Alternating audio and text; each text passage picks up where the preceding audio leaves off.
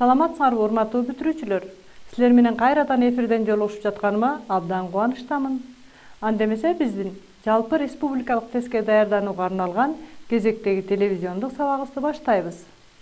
Эсиңерде барбы балдар? Өткөн сабакта биз математика боюнча негизги тесттин биринчи бөлүгүндөгү тапшырмалардын бир нечеси менен таанышкан болчубуз.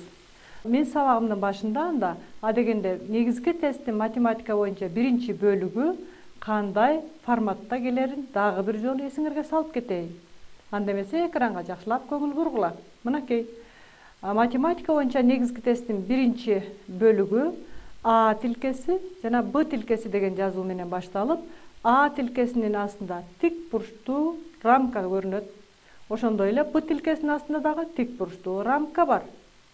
Силердин негизги максатыңар ушул эки тилкенин астында турган тик бурчтуу рамканын ичинде жазылган чоңдуктарды салыштырышыңар керек.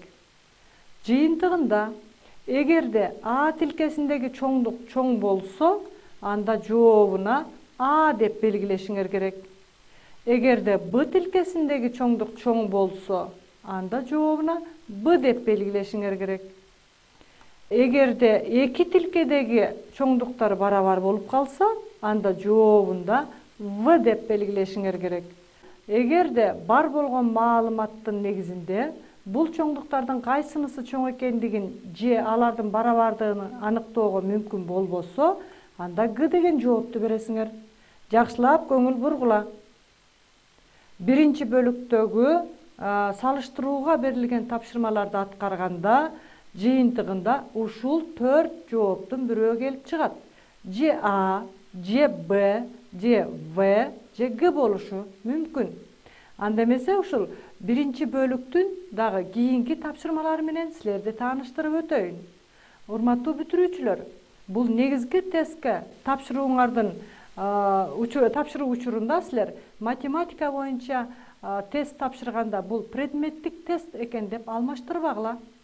Бул силердин математика болуп билимдериңерди турмушта колдоно билүү мүмкүнчүлүктөрүңөрдү гана баалоого арналып атат. Ошондой эле аналитикалык көндүмдөрүңөрдү, жогорку окуу жайында билим алууга карата силердин даярдыгыңардын канча экендигин гана аныктоого арналды деп түшүнгүлө. Андемесе келгиле кийинки тапшырмага көңүл буралык. Мынакей, негизги тесттин биринчи бөлүгү, математика боюнча биринчи бөлүктөгү тапшырманы көрүп турасыңар. Экрандагы тапшырманын берилишине жакшылап көңүл бургула. А тилкесинин астындагы тик бурчтуу рамканын ичинде А, К деген жазууну көрүп атасыңар. Ал эми Б тилкесинин астындагы тик бурчтуу рамканын ичинде 0-ду көрүп атасыңар. Тик бурчтуу рамкаларга алынбаган, андан сырткары жогору жагында АД 0дөн чоң жана ДК 0дөн кичине деген жазууну көрүп атасыңар. Мен өткөн сабагымда силерге түшүндүргөндө айттым эле, айрым чоңдуктарды салыштырганда тапшырманын шартында кошумча маалыматтар берилет деп. Мына АД 0дөн чоң жана ДК 0дөн кичине деген маалыматтар кошумча маалымат болуп эсептелет. Бул маалыматтар эки тилкедеги чоңдуктарга тең тиешеси бар болушу мүмкүн. Андемесе ушул эки чоңдукту салыштырыш үчүн кошумча маалыматтарды пайдаланалы. Мен адегенде чыгарууда АД 0дөн чоң болгон учурду карайын. Биринчи деп жазып алайын. Силер жакшылап карап түшүнүп тургула. АД 0дөн чоң.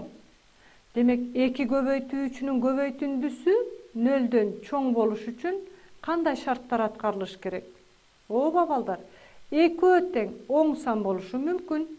Анткени оң санды оң санга көбөйтсөңөр, көбөйтүндү 0дөн чоң болот. Анда мен жазып алайын. А 0дөн чоң деп жазып алайын. Жана Д дагы 0дөн чоң деп жазып алайын. Биринчи учурда. Ошондой эле көбөйтүндү 0дөн чоң болуш үчүн эки көбөйтүүчү тең терс сан болушу мүмкүн. Карасаңар, мына 0дөн чоң деген шартты карап атабыз да. Анда эки көбөйтүүчү тең терс болушу мүмкүн. А дагы 0дөн кичине, Д дагы 0дөн кичине. Терс санды терс санга көбөйтсөк дагы оң сан келип чыгат балдар. Көрдүңөрбү? A'ды 0дөн чоң болуш үчүн А 0дөн чоң, Д дагы 0дөн чоң болушу керек. Же А дагы нөлдөн кичине, D дагы нөлдөн кичине болушу керек. Экөө тең, башкача айтканда, көбөйтүүчүлөрдүн экөө тең бирдей белгиде болуш керек. Эми мен экинчи шартты карап көрөйүн. Кошумча ДК нөлдөн кичине деген шартты карайын. ДК нөлдөн кичине болуш үчүн, башкача айтканда, эки көбөйтүүчүнүн көбөйтүндүсү нөлдөн кичине болуш үчүн көбөйтүүчүлөрдүн бирөө оң сан болсо, экинчиси терс болуш керек. Анткени оң сан менен терс сандын көбөйтүндүсү ар дайым нөлдөн кичине. Анда мен жазып алайын. D оң сан болгондо, башкача айтканда нөлдөн чоң болгондо К нөлдөн кичине болуш керек. Же D терс болгондо К оң болуш керек. Бирөө терс болгондо экинчиси оң болуш керек. Терс санды да оң санга көбөйткөндө жыйынтыгында терс сан келип чыгат. Аны да жазып алайын. D нөлдөн кичине болсо, анда бул жерде К нөлдөн чоң болуш керек. Жакшылап көңүл бургула. Демек, биринчи учурда А нөлдөн чоң болгондо D нөлдөн чоң. Демек, ушул экөө тең бирдей белгиге ээ болгондо, экинчи учурда D нөлдөн чоң болгон учурду карап койгулачы. Мен азыр рамкага алып көрсөтөйүн, көрдүңөрбү? Мен көк рамкага алып койгон эки учурда тең D нөлдөн чоң болгон учурлар. Анда эмесе А менен К'нын белгисин карагыла. А нөлдөн чоң болгондо К нөлдөн кичине болду. Анда эмесе А менен К'нын көбөйтүндүсү терс сан экендиги келип чыгат. Башкача айтканда нөлдөн кичине. Кайра кайталайын балдар. Ушул жерге жакшылап көңүл бургула. Биринчи учурда А менен D экөө бирдей белгиде, экөө тең оң сан болгон учурда, экинчи учурду карап көрсөңөр, D оң сан болсо, К сөзсүз терс сан экен. Анда А менен К'нын белгиси, бизге экөөнүн көбөйтүндүсүнүн белгиси керек да. А менен К'нын көбөйтүндүсү бирөө оң сан, бирөө терс сан болгондуктан көбөйтүндү нөлдөн кичине. Эми экинчи учурду карап көрөлүк. Экинчи учурда D нөлдөн кичине. Анда А нөлдөн кичине, К нөлдөн чоң экендигин көрүп турасыңар. Бул жерде дагы А нөлдөн кичине, К нөлдөн чоң болсо, экөөнүн көбөйтүндүсү бирөө оң сан, бирөө терс сан болгондуктан нөлдөн кичине болот. Көрдүңөрбү балдар? Бул жерде мындан башка да жол менен салыштырсаңар болот эле. Эгерде биринчи эки көбөйтүүчүнүн көбөйтүндүсү нөлдөн чоң болуп турса, анда көбөйтүүчүлөрдүн экөө тең бирдей белгиге ээ болот. Экөө тең терс болушу мүмкүн, же экөө тең оң болушу мүмкүн дегенди карап туруп эле экинчи учур менен салыштырып, А, К'нын мааниси нөлдөн кичине экендигин деле таап койсоңор болот. Анда эмесе тапшырманын чыгарылышынын аягына чейин көрөлүк. Бул жерде биринчи учурда дагы, экинчи учурда дагы А, К нөлдөн кичине болду. Анда эмесе экранга жакшылап карагыла. А, К эки учурда тең нөлдөн кичине болсо, демек, силер экранда көрүп тургандай кайсы тилкедеги чоңдук чоң экен? Ооба балдар, Б тилкесиндеги чоңдуктун чоң экендигин көрдүңөр. Анда эмесе мен кийинки тапшырмасын өтөйүн. Мынакей. Дагы эле математика боюнча негизги тесттин биринчи бөлүгүнүн дагы бир тапшырмасын көрсөтүп атам. А тилкесинин астында тик бурчтуу рамканын ичинде А квадрат минус 1 бөлүнгөн А квадрат плюс 1 турат. Б тилкесинин астында 1ди көрүп турасыңар. Ушул эки чоңдукту салыштырыш үчүн мен 3 ыкманы колдоном. Анда эмесе биринчи ыкмага көңүл бургула. Биринчи ыкма. Сол жак колонкадагы туюнтманы теңдеш өзгөртөлү. Же сол жак тилкедегини өзгөртөлү. А квадрат минус 1 бөлүнгөн А квадрат плюс 1ди биз төмөнкүдөй кылып өзгөртүп алабыз. Бөлчөктүн бөлүмүнө жакшылап көңүл бургула балдар. А квадрат плюс 1 турат. Демек, алымында дагы А квадрат плюс 1 болгондой кылып жазып алайынчы. Көрдүңөрбү? Мынакей. Мен силерге рамкаларга алып көрсөтүп атам. Анда минус 2 деген кошо жазылат. Анткени минус 1 чыгыш үчүн плюс 1 минус 2 минус 1ди берерин көрүп турасыңар. Көрдүңөрбү? Минус 1 чыгыш үчүн плюс 1 минус 2 деп жазышыбыз керек эле. Эми балдар, А квадрат плюс 1ди А квадрат плюс 1ге бөлсөм, мына мен кызыл сызык менен сызып атам. 1 деген келип чыгат. Көрдүңөрбү? Бөлчөктүн алымын бөлүмүнө мүчөлөп бөлүп атам. a kvadrat plus 1'di a kvadrat plus 1'ge bölsöm 1 çıktı. 2'nin astında turgan minustu men bölçöktün astına жазайын. Анан 2 bölüngön a kvadrat plus 1 деп жазып алам. Мынакей. Карап атасыңарбы? Демек a kvadrat plus 1'di a kvadrat plus 1'ge bölsöm 1 çıktı. 2'nin astında minustu bölçöktün astına жазып алдым. Andan keyin 2'ni a kvadrat plus 1'ge böldüm. Эми балдар, 2 bölüngön a kvadrat plus 1'din maanisi ар дайым оң сан болот. Башкача айтканда 0дөн чоң болот. Эмне үчүн? Анткени a деген каалаган сандын квадраты мен жогоруда силерге көрсөткөндөй 0дөн чоң болушу мүмкүн, же 0гө барабар болушу мүмкүн. Анда a kvadrat оң сан болсо, 1'ди кошсок сөзсүз оң сан чыгат. 2'ni оң санга бөлсөңөр оң сан чыгат. Demek sizler görüp turgan 2 bölüngön a kvadrat plus 1'din maanisi 0dön çoğ, oң san. Andemese 1 minus 2 bölüngön a kvadrat plus 1'din maanisi 1'den kiçine ekendigi gelip çıktı. 1'den oң sandı gemitsek 1'den kiçine san çıgat. Bul jerde bul tapşırmanın tuura жоообу B kolonkasındагы çoğunduk çoğ ekendigi gelip çıgat dagı tuura жоообу B деп belgileybiz.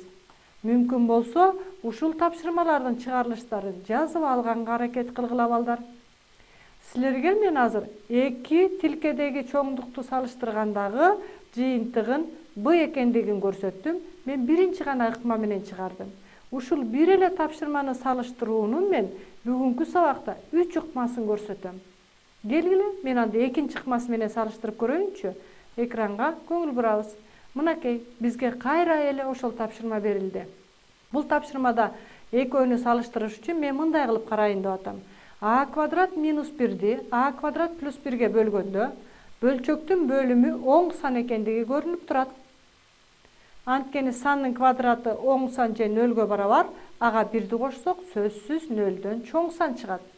0dön çoğ san. Andemese balдар, bul bölçöktün alımын karap atasыңар, anан bul bölçöktün bölümün karayın. Sizlerge görünüp turganday, ekөөнү салыштырганда bölçöktün bölümü alımынан çoğ. Antkeni a kvadratта minus 1'di kemitsek, a kvadratка plus 1'di koşkongo karaganda kiçine san çıgat. Baykadıңарбы? Bizge berilgen a kvadrat minus 1 bölüngön a kvadrat plus 1 bölçögünün bölümü alımından çoğ ekendigin görüp turasыңар. Bölümü alımından çoğ bolso, anda bul durus bölçök bolup esepteler. Durus bölçöktün maanilerinin bardığı birden сөзсүз kiçine bolot. Kaytalayım. Bu berilgen bölçöktün bölümü alımından çoğ bolgonduktan bul durus bölçök ekendigi gelip çıgat. Durus bölçöktün maanisi ar dayım birden kiçine. Mınakey, bizge berilgen 2 tilkedegi çoğunduktardı salıştırsak, demek bu tilkesindegi çoğunduk çoğ ekendigi gelip çıktı. Tuura жоообу B bolup eseptelet. Gördüңөрбү? Men berilgen tapşırmanı atkaruunun je salıştırıunun ekinci ыкмасы көргөздүm. Эми ушул эле tapşırmanı atkaruunun je salıştırıunun 3-nчü ыкмасын көрсөтүp көрөйүn. Andemese 3-nчü ыкмага көңүл бургула. Men 3-nчü ыкманы колдоnorдон murda балдар 8-nчи класста силердин эсиңерде бар болуш керек. Айырма түзүш керек ekendигин. Башкача айтканда мен төмөнкүнү силерге эсиңерге салып кетейинчи. A kvadrat minus 1 bölüngön A kvadrat plus 1 menen 1'din ayırmasını tüzüp aldım. 1'din ayırmasını tüzüp жалпы bölümgө keltirip atam. Жалпы bölümü A kvadrat plus 1 boldu. Anda A kvadrat minus 1'din özü жазылды дагы 1'ge A kvadrat plus 1 жетпегендин көрдүм. Жазылышын карап көрсөңөр, bölçöktün alımında A kvadrat minus 1 minus A kvadrat minus 1 bolot. A kvadrat менен minus A kvadrat karama karşı sandar болгондуктан summası 0 bolup kalat. Minus 1'ge minus 1'di koşsok minus 2 çıgat. Minus 2 bölüngön A kvadrat plus 1 maanisi boyunca 0'dön kiçine. Kaytalayım.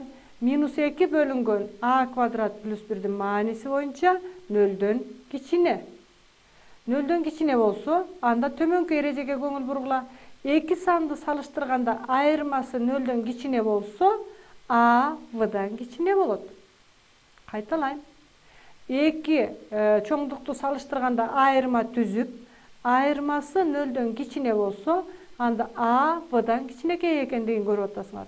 Анда биздин учурда дагы азыр айырманын терс экендигин көрдүңөр да. Башкача айтканда -2 бөлүнгөн А квадрат плюс 1 0-дөн кичине. Сол жагында турган туюнтманын мааниси терс. Башкача айтканда 0-дөн кичине экендигин көрдүңөр. Анда бул жерден дагы А квадрат минус 1 бөлүнгөн А квадрат плюс 1 1-ден кичине экендиги келип чыгат. Башкача айтканда бул учурда дагы туура жообу Б болуп эсептелет. Мынакей балдар, демек бир эле тапшырманы аткарууда салыштырыш үчүн мен 3 ыкма менен көрсөттүм. Силерге кайсыл ыкмасы ыңгайлуу болуп эсептелсе, түшүнүү үчүн жеңил болсо, ошол ыкмасын колдонсоңор болот. Анда эмесе дагы бир кийинки тапшырмага көңүлүңөрдү бургум келет. Бул жерде А тилкесине тиешелүү 7y-тин 5-даражасын көрүп турасыңар. Ал эми Б тилкесине тиешелүү болгон y-тин 5-даражасын көрүп турасыңар. Силер ушул эки чоңдукту салыштырышыңар керек. Бул тапшырманы аткарыш үчүн кандай теориялык билимдер керек болот? Мен ал үчүн адегенде силерге төмөнкүдөй 8-класста өтүлгөн теориялык материалды кайталап алайын. Билесиңерби балдар, 8-класста эки туюнтманы салыштырыш үчүн А жана В дегендерди салыштырыш үчүн адегенде айырма түзүп алышыбыз керек. Эгерде айырма 0-дөн чоң болсо, анда А Вдан чоң деп алчубуз. Эгерде А менен Внын айырмасы 0-гө барабар болсо, анда А менен В барабар. Эгерде айырма 0-дөн кичине болуп калса, анда албетте А Вдан кичине экендигин билесиңер. Мен азыркы тапшырманы аткарууда ушул теориялык материалды пайдаланайын. Келгиле, анда эки чоңдукту салыштырыш үчүн адегенде мен айырма түзөйүн. 7y-тин 5-даражасынан y-тин 5-даражасын кемитейин. Анда окшош кошулуучуларды топтосок, 6y-тин 5-даражасы келип чыгат. Бирок балдар, бул жерде 6y-тин 5-даражасы оң санбы, терс санбы же 0-гө барабарбы? Биз үчүн бул белгисиз. Демек биз анда y-тин маанисин 3 учур үчүн карап көрүшүбүз керек. Биринчи учурда y 0-дөн чоң болсун дейли. Анда 6y-тин 5-даражасы 0-дөн чоң болот. Анткени y оң сан болсо, оң санга көбөйтсөк 0-дөн чоң сан чыгат. Экинчи учурда y 0-гө барабар болсун дейли. Анда бул учурда 6-ны 0-гө көбөйтсөк 0 пайда болот. Үчүнчү учурда y 0-дөн кичине болсун дейли. Бул учурда y-н терс сан экендигин эске алсак, терс сандын так даража көрсөткүчү 5-даража терс сан болот. Терс сан менен 6-ны көбөйтсөңөр терс сан чыгат, башкача айтканда 0-дөн кичине сан чыгат. Демек ушул жерден жакшылап көңүл бургула. Биз айырманы таптык, 6y-тин 5-си чыкты. Бирок бул жерден салыштырууга мүмкүн болбой атат. Анткени биз 6y-тин 5-даражасынын маанисин билбей атабыз. 0-дөн чоңбу, кичинеби же барабарбы? Ошондуктан биз 3 учурга кайрылдык. Y 0-дөн чоң болгон учурга кайрылдык, 0-гө барабар болгон учурга жана 0-дөн кичине болгон учурга кайрылдык. 3 учурда жыйынтыгында маанисин карап көрөлүк. Бирөөндө 0-дөн чоң, бирөөндө 0-гө барабар, бирөөндө 0-дөн кичине. 3 башка жооп чыкты. Мындан демек, бул эки чоңдукту балдар салыштырууга мүмкүн эмес экендиги келип чыгат. Кайталайм. Мына ушул тапшырмага жакшылап көңүл бургула.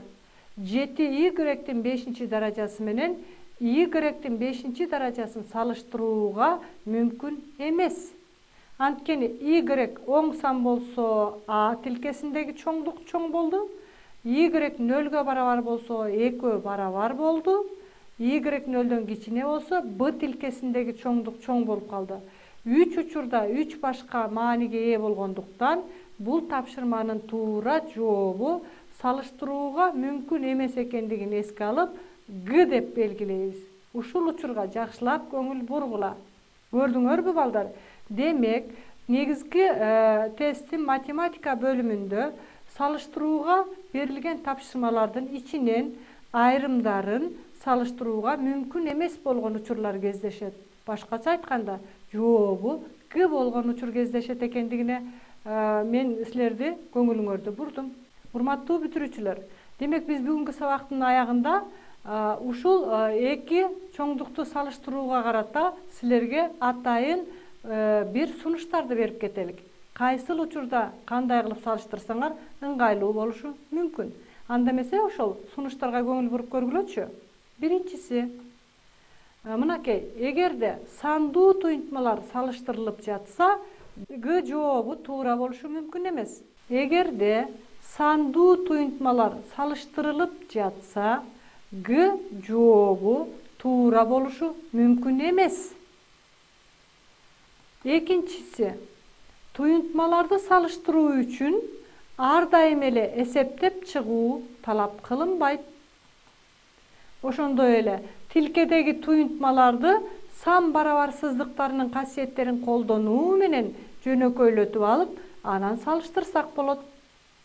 Төртүнчүсү, өзгөрмөлүү туюнтмаларды салыштыруу үчүн аларды сандар менен алмаштырып алып, анан салыштырып алсак болот. Көрдүңөрбү балдар?